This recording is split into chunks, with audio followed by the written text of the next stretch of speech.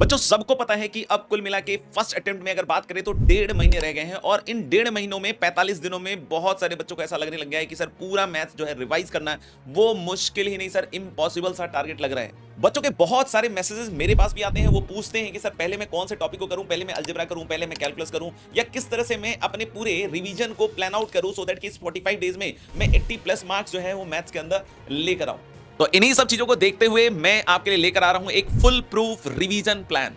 हम में से हर एक बंदे को पता है कि यार मैथ्स का जो सिलेबस है वो वैसे तो काफी काफी काफी बड़ा है, और अगर 45 दिन में बात करें तो उस ऑब्वियस सी बात है इस पूरी चीज को रिवाइज करना भी बहुत मुश्किल टारगेट रहेगा। लेकिन इसको किस तरीके से हम बेस्ट तरीके से एग्जीक्यूट कर सकते हैं आज इस वीडियो में हम बच्चों जानने वाले हैं। तो इसलिए बच्चों इसमें हल्का सा भी इस वीडियो को स्किप मत कीजिएगा। I Mohanath Anand Anna sir, BTech from IT talent. स्वागत है आप सभी का इस चैनल पे जिसका नाम है अन्ना एकेडमी कोटा। बच्चों अगर चैनल पे नए हो तो फटाफट से चैनल को सब्सक्राइब कर लेना। अभी मैं 21 सालों से बच्चों को जेईई मेन एडवांस के लिए पढ़ा रहा हूं, तैयार कर रहा हूं। बहुत सारे बच्चे जो हैं मेरे अंडर प्रिपरेशन किए हैं और बहुत सारे बच्चों ने काफी अच्छी अच्छी रैंक्स लेकर आए हैं। लास्ट टाइम पे मैंने देखा है कि इन बच्चों का जो एटीट्यूड होता है वो बहुत ही गजब का होता है। उनके अंदर एक कहते हैं ना कि 80 90 या 100 तक पहुंचने की जो क्षमता है वो काफी निकल कर आती है और बहुत सारे बच्चे इसमें सक्सेसफुल भी होते हैं। तो आज उन्हीं सारे बच्चों के मेंटरशिप से जो मुझे मिला है या जो मैंने समझा है, सीखा है, वो मैं आपके साथ इस वीडियो के माध्यम से शेयर करने वाला हूं। बच्चों हमें यहाँ पे दो तरीके से यहाँ पे आगे बढ़ने की जरूरत है बच्चों, है ना। एक तो सबसे ज्यादा इंपॉर्टेंट क्या होता है कि जैसे अगर हम जेईई मेन के एग्जामिनेशन की बात करते हैं तो जो सिलेबस कवरेज है करीब करीब कमाल का रहता है। मतलब हर एक टॉपिक से कुछ ना कुछ सवाल आ रहे होते हैं, राइट। हालांकि ऐसा है कि कुछ टॉपिक्स डेफिनेटली वेटेज वाले हैं, उनमें शॉर्ट शॉर्ट आता ही रहता है, लेकिन आप देखोगे कि करीब करीब इस तरीके से उस पेपर को डिजाइन किया जाता है कि हर एक टॉपिक से कोई ना कोई क्वेश्चन आ रहा है। दूसरा, हमारे को जो सबसे ज्यादा इंपॉर्टेंट सोचना होगा वो है कि हमें लगातार मॉक टेस्ट के थ्रू हमें अपने आप का आकलन जो है वो करते जाना होगा और साथ ही साथ उस नंबर को बढ़ाने की स्ट्रेटजी भी अपने दिमाग में बनाते जाना होगा। वीडियो में आगे चलने से पहले मैं एक बार आप लोगों को फिर से बतला देता हूं कि हमारे अन्ना एकेडमी ऐप पे आपको ये परीक्षा 1.0 टेस्ट सीरीज जो कि एक्सक्लूसिव मैथ्स के लिए है, जिसमें वो सारे इस तरह के हम क्वेश्चंस को लेकर आए हैं आपके लिए जो आपके लिए इस पहले अटेम्प्ट में बेनिफिशियल है। तो वो सारी चीजें आपको इस ऐप में इस पर्टिकुलर परीक्षा 1 सीरीज में मिलेगी और इसका बेहतरीन उपयोग कैसे करना है आज के टेस्ट में और अच्छी तरीके से आपको क्लियर हो जाएगा। तो बच्चों इस टेस्ट सीरीज में एनरोल होना ना भूलें और इसका जो लिंक है वो आपको इस वीडियो के डिस्क्रिप्शन में जरूर मिल जाएगा। तो चलिए हम इस वीडियो में थोड़ा सा आगे बढ़ते हैं। हम सभी को पता है कि देखिए रिवीजन इज डेफिनेटली अ की, लेकिन उस रिवीजन को भी नंबरों में, क्योंकि देखो अल्टीमेटली हर चीज जो है वो एग्जामिनेशन के मापदंड से तय होने वाली है। मुझे कितना अच्छा आता है, मैं कितना अच्छे तरीके से जानता हूं, मैं कितने सारे कॉन्सेप्ट या मैंने कितने सारे सवाल लगाए हैं, ये सब एक लेवल के बाद बहुत ज्यादा मायने नहीं रखता। अल्टीमेटली मायने क्या रखने लग जाता है कि भाई इन चीजों को नंबर्स में कैसे ट्रांसलेट करें, कैसे हम अपने नंबर्स को आने वाले एग्जामिनेशन के हिसाब से बढ़ाएं, इसके बारे में बात होनी चाहिए। इसको अच्छी तरीके से समझना ही बहुत अच्छे से इंपॉर्टेंट है। एक लेवल तक अगर हम पढ़ाई कर रहे हैं तो सारे बच्चे जो है करीब करीब अगर अच्छी पढ़ाई कर रहे हैं तो वो एक लेवल पे आ जाते हैं, लेकिन कहीं ना कहीं एग्जामिनेशन अच्छे से देना इज वेरी मच इंपॉर्टेंट। चलिए आगे बढ़ते हैं थोड़ा सा। तो हम इसको वैसे तो 2 फेज रिवीजन प्लान करें, बट आप एक समझ सकते हैं कि बीच में मैंने एक इंटरमीडिएट प्लान भी आपके लिए रखा हुआ है। तो चलिए इस वीडियो में थोड़ा और आगे बढ़ते हैं, देखते हैं क्या है इस प्लान में। तो हम लोग सबसे पहले इस 45 डेज को आप ऐसे सोच सकते हैं कि मैं 3 पार्ट्स में, आप देखिएगा कि मोटा मोटा डिवाइड किया हुआ है, लेकिन मान लीजिए कि अभी हम इसको 2 पार्ट्स में सोचते हैं ना। एक तो हमने बोला कि भाई 25 दिन का प्लान है पूरा तगड़ा, है ना। इस 25 दिन के प्लान में हम क्या करने वाले हैं, कवर करने वाले इन सबके इंपॉर्टेंट टॉपिक्स।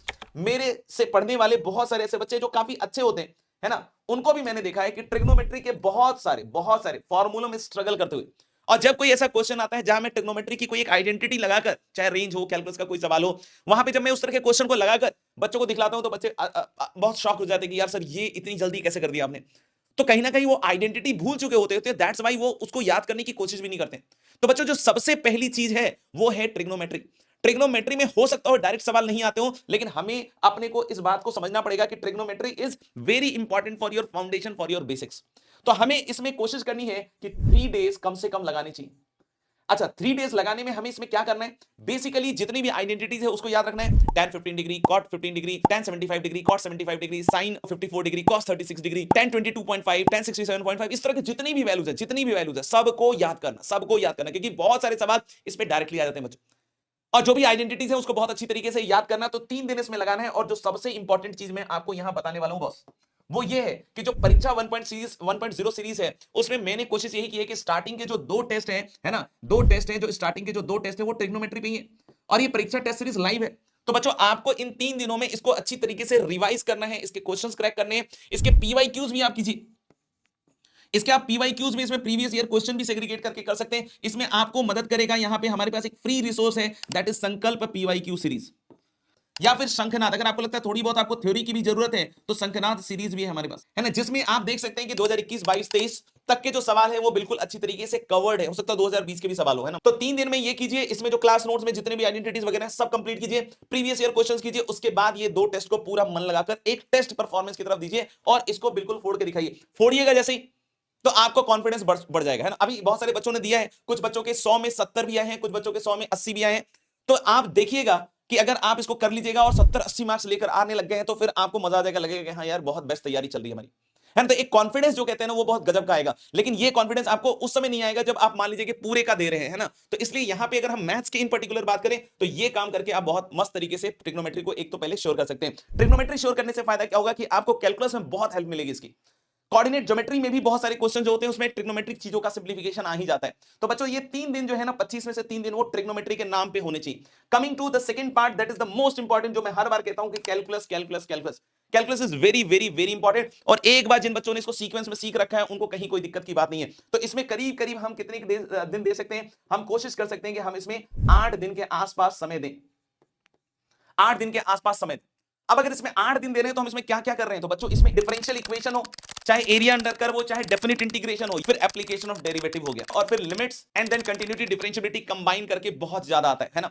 तो आप इसमें खुद के हिसाब से सोच सकते हैं कि भाई अगर मैं इंटीग्रल कैलकुलस की बात करूं तो अगर मैं इसको करीब करीब अगर 4 दिन दे देता हूं या 5 दिन भी दे देता हूं, है ना, उसमें कोई दिक्कत की बात नहीं है ना। उसमें कितने घंटे देने वो आप अपने हिसाब से डिसाइड कर सकते हैं। आप 5 घंटे तो हर दिन मैथ्स को दे ही सकते हैं, ठीक है। तो इस तरीके से आप इंटीग्रल कैलकुलस को भी आप अपना समय दीजिए। फिर उसके बाद देखिएगा कि जो डिफरेंशियल कैलकुलस के जो पोर्शन है उसमें अगर थोड़ा कम भी समय दोगे लिमिट को, और मतलब देखो टाइम का डिस्ट्रीब्यूशन अच्छी तरीके से करना पड़ेगा। इन 45 दिनों में ऐसा नहीं कि कुछ टॉपिक्स तो हमने बहुत अच्छे तरीके से कर दिया और बाकी सारे टॉपिक्स गए। तो फिर कहीं ना कहीं पेपर में, अभी भी मैं एक बच्चे से बात कर रहा था जो लास्ट ईयर ड्रॉप ईयर में सेलेक्ट हुआ है आईआईटी दिल्ली में, अभी मेरे ही उसमें दिल्ली आईआईटी में गया है। उससे जब मैं बात कर रहा था तो उसने बताया कि सर 12th में मेरे साथ ऐसी घटना हो गई थी कि मैंने जो टॉपिक्स तैयार किए थे ना उस टॉपिक के सवाल बड़े कम आए थे, जो मैंने छोड़े थे उससे ज्यादा सवाल आए थे। दैट्स वाई मैं 12th के साथ क्लियर नहीं कर पाया। एक वो भी रीजन उसने अपने अपने नहीं फेलियर के रीजन से बताया। तो भाई ये भी चीज आप समझिएगा कि हमें बैलेंस आउट करते हुए चलना पड़ेगा, ठीक है। उसके बाद हम लोग कोशिश करें कि करीब करीब हम इसमें 10 दिन ले सकते हैं, मतलब आपके ऊपर भी ऐसे डिपेंड करता है कि 10 दिन भी ले सकते हो या 9 दिन भी ले सकते हो, है ना, अलजेब्रा के ऊपर। अलजेब्रा में मैं यहां पे वेक्टर 3D आपका पहले से इंक्लूड कर देता हूं, है ना। वेक्टर 3D अपने आप में बहुत इंपॉर्टेंट है बच्चों, है ना। तो वेक्टर 3D में आप 10 में से तो 2 दिन तो आप इन्हीं को दे दीजिए। बाकी इसमें हमें एक और कोशिश करनी चाहिए कि जो हाई वेटेज टॉपिक है उनको पहले कवर कीजिए, जैसे मैट्रिक्स को कवर कर लीजिए पहले, है ना, मैट्रिक्स को कवर कर लीजिए। अभी मैं बात कर रहा हूं कि अलजेब्रा में हाई वेटेज टॉपिक कौन कौन से हम पकड़ सकते हैं। तो देखिए वेक्टर 3D तो हमारे पास है ही है। वेक्टर 3D के बाद फिर आप मैट्रिक्स को पकड़ सकते हैं, डिटरमिनेंट साथ में ले सकते हैं, है ना, सीक्वेंस एंड प्रोग्रेशन पकड़ सकते हैं, बाइनोमी ले सकते हैं, परमुटेशन ले सकते हैं, कॉम्प्लेक्स नंबर ले सकते हैं। तो इस तरीके से आप अपने टाइम को जो है ना डिस्ट्रीब्यूट कर सकते हैं, है ना। तो यानी कि 2 से 3 दिन तो वेक्टर 3D को दे दिया, बचे हुए समय को हमने किसको दे दिया, जो 7 से 8 दिन बच गए वो इन सारे टॉपिक्स, और इसके अलावा भी जो आपके क्वाड्रेटिक के, जैसे क्वाड्रेटिक में आप कोई बोले कि सर पूरा पढ़ना है क्या, तो नहीं, कम से कम क्वाड्रेटिक में आप कम से कम न्यूटन वाला जो पार्ट है जिसमें हम लोग ए की पावर एन बी की पावर एन इस तरह की चीजों को हैंडल करते हैं, अल्फा की पावर एन प्लस बीटा की पावर एन, उस तरह की चीजों को जरूर कर लीजिए, है ना, सो दैट कि आपको पता हो कि यार इससे तो एक सवाल बनने वाला है ना। तो इस तरीके से उसको कर सकते हैं। बचे हुए मेरे ख्याल से आपके पास 18, 3, 21, 4, 25 दिन जो है, तो हम लोग की जो 4 डेज है वो हम कोऑर्डिनेट ज्योमेट्री को दे सकते हैं। और आप देखेंगे कि इस पे 2 टेस्ट है, इस पे 3 टेस्ट है, इस पे 3 टेस्ट है, इस पे 2 टेस्ट है, परीक्षा 1.0 में।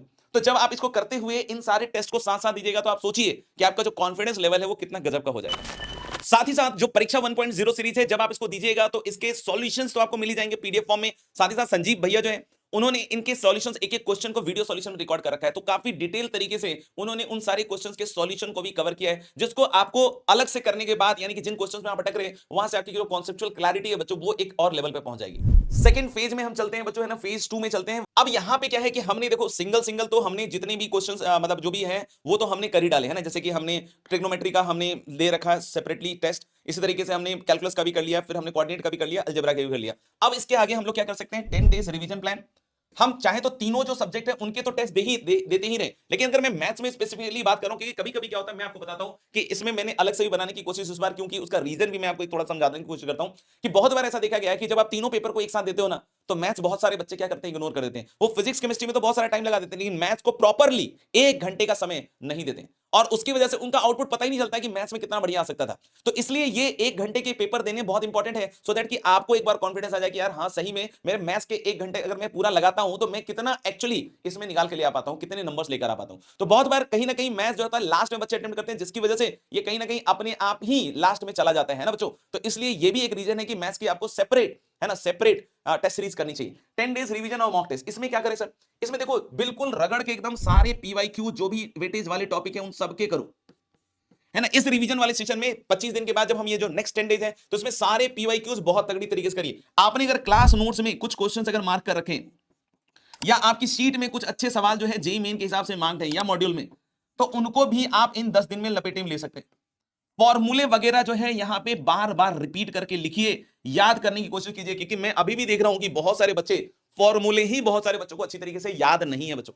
तो इसलिए इन सारी चीजों को इन 10 दिन के रिवीजन में कीजिए और साथ ही साथ जब आप मॉक टेस्ट लगाइएगा, फुल टेस्ट है ना, क्योंकि परीक्षा 1.0 में आप देखोगे 10 मॉक फुल टेस्ट है, तो अगर आप उनको फुल टेस्ट लगाइएगा तो उसके बाद आपका जो लेवल है वो और अपने आप बहुत बेहतरीन होता जाएगा। रीजन क्या है? क्योंकि आपने जो पार्ट वाइज सिलेबस है वो सब कंप्लीट कर लिया, अब आप फुल टेस्ट किस तरीके से मैथ्स हैंडल कर रहे हो। साथ ही साथ ऐसा नहीं है कि आप इसके साथ फिजिक्स केमिस्ट्री मैथ्स का जो कंबाइंड मॉक टेस्ट है वो ना दे, वो भी जरूर दें, है ना। ऐसा नहीं कह रहा हूं कि सिर्फ आप इस पे रिलाई करें, अगर आपके पास फिजिक्स केमिस्ट्री मैथ्स के जो भी मॉक टेस्ट हैं उसको भी जरूर दें। ज्यादा से ज्यादा टेस्ट देने का फायदा क्या होता है? ज्यादा से ज्यादा गलतियां करना। ज्यादा से ज्यादा गलतियां करने का फायदा क्या होता है कि एनालिसिस जब आप कीजिएगा तो आपको ज्यादा ज्यादा समझ में आएगा कि आप कहां रुक रहे हैं, आपकी प्रॉब्लम्स कहां होती जा रही है, राइट। तो ये जो 10 डेज हैं इसमें आपको नेक्स्ट लेवल अपने प्रिपरेशन को लेकर जाना पड़ेगा गाइस। अगले पार्ट में आते हैं। अगले जो 10 दिन है, अब तो कुछ नहीं करना है, अब 2 ही काम करना है भाई, 2 ही काम करना है। फॉर्मूला 2 या बोलो 3 काम करना है, फॉर्मूला रिवीजन, मॉक टेस्ट और फिर भाई इसका एनालिसिस। ये 3 काम आपको जबरदस्त तरीके से करना है, फुल ऑन कॉन्फिडेंस के साथ, फुल ऑन कॉन्फिडेंस के साथ। जो भी परीक्षा 1.0 में इसके बाद फुल टेस्ट आपके पास बच रहे हो, इसको इसमें कंप्लीट कर ही डाल। परीक्षा 1.0 में जितने भी आपके मेनली जितने भी पेपर्स हैं सब के सब लेटेस्ट पैटर्न पे बने हुए, तो आपको बिल्कुल टेंशन लेने की जरूरत नहीं है। और उनके वीडियो सॉल्यूशंस, जो भी आपके डाउट्स हैं उसके वीडियो सॉल्यूशंस देखिएगा तो आपको नेक्स्ट लेवल मजा आने वाला है गाइस। तो गाइज इन 45 डेज की जो प्लानिंग मैंने आपको बतलाई है, अगर आपने उसका इस्तेमाल बेस्ट रिसोर्सेज के साथ किया और कंसिस्टेंटली आपने पीवाईक्यू सॉल्व किए, मॉक टेस्ट में अपना 100% दिया है, तो ऐसा हो ही नहीं सकता कि आपका जो स्कोर है वो 80 प्लस ना पहुंचे। बहुत बार ऐसा देखा गया है कि 3-4 टेस्ट तक तो बच्चे अपना 100% देते हैं, उसके बाद कहीं ना कहीं ढीले पड़ जाते हैं। तो आपको बिल्कुल ढीला नहीं पड़ना है। इन आने वाले 45 दिनों में अगर आप चाहते हैं कि अच्छी एनआईटी को सिक्योर करना है तो कहीं ना कहीं रास्ता मैथ्स के थ्रू भी जाता है। मैथ्स को अपना एक स्ट्रॉन्ग पॉइंट लेते हुए अगर आप चलते हो तो मेरा मानना है कि आप भी 100% कॉन्फिडेंस के साथ बोल सकते हो कि यस सर, अब मैं एनआईटी तो क्या आईआईटी में भी जाने के काबिल हूं। इस स्ट्रेटजी का एक सिंपल सा रूल याद कर लो यार, है ना। 40% टाइम अपनी कॉन्सेप्चुअल क्लैरिटी, प्रैक्टिस और इन सब चीजों पे लगाना है जो भी हम प्रीवियस ईयर क्वेश्चंस वगैरह कर रहे हैं। एंड 60% टाइम जो है हम ऑफ कोर्स रिवीजन में भी लगा रहे हैं, ऑफ कोर्स हम मॉक टेस्ट भी कर रहे हैं। तो ये सारी चीजों को करते जा रहे हैं और मेरा मानना है कि 80 प्लस पहुंचने से फिर आपको कोई भी नहीं रोक सकता है। मॉक टेस्ट के एनालिसिस जरूर किया कीजिए, सो दैट कि आपको आगे आने वाली चीजें जो है बहुत अच्छे से क्लियर होते जाए। तो गाइज मैथ्स में एक्सीलेंस एक दिन का काम नहीं होता है, ये कंसिस्टेंट काम होता है। जब आप कंसिस्टेंटली इस रास्ते पे निकलिएगा, मेरा मानना है कि 80 प्लस जो स्कोर है वो आप आसानी से अचीव कर सकते हैं। मैंने जितने भी टॉप स्कोरर देखे हैं जो जेईई मेन या एडवांस में टॉप स्कोर करते हैं, उनका मैंने हमेशा देखा है कि एक बहुत इंपॉर्टेंट चीज है, बहुत सेट सा रूल है कि डेली जो है अपने गोल्स को बनाना और डेली उन छोटे-छोटे गोल्स को अचीव करना, सो दैट कि अल्टीमेटली एक बड़े गोल को बहुत आसानी से अचीव किया जाए। क्योंकि एक बड़े गोल को बार-बार देखिएगा तो कहीं ना कहीं डर लगने लग जाता है, लेकिन अगर हर दिन को आप एक छोटे-छोटे गोल के माध्यम से अगर साधने की कोशिश कीजिएगा उस बड़े गोल को, तो बहुत आसानी से ये काम किया जा सकता है। तो मैथ्स में 80 प्लस लाना यार प्रैक्टिस और प्लानिंग का खेल है। अगर आपने प्रैक्टिस और प्लानिंग सही तरीके से कर लिया तो बहुत शानदार होने वाला है। कमेंट्स में लिखकर बताओ कि ताकि मुझे भी पता चले कि कितने बच्चे 80 प्लस लाना चाहते हैं। कमेंट्स में लिखकर बताओ। I will score 80 plus in coming 45 days. तो मिलते हैं अगले वीडियो में, तब तक के लिए अपना ध्यान रखें। जय हिंद, जय भारत।